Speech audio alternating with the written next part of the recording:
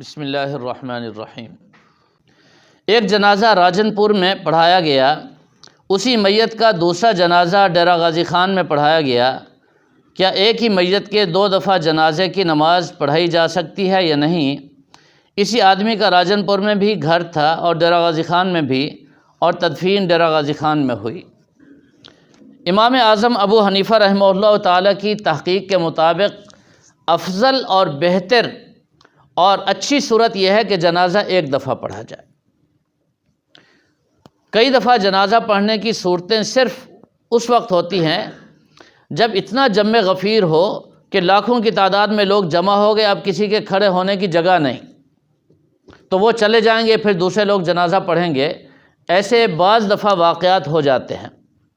ہمارے ہاں جو صورت ہے، اس صورت میں دوسری مرتبہ جنازہ پڑھنا صحیح نہیں ہے جی، اور خاص طور پر اس میں یہ ہیلا کرنا کہ جو میت کا قریبی ولی ہے اس کو ایک طرف کر دیا جاتا ہے، بیٹا ہے موجود ہے، اس کو کہا جاتا ہے جی تم ایک طرف ہو جاؤ، تم ڈیرہ غازی خان جا کے جنازہ پڑھنا۔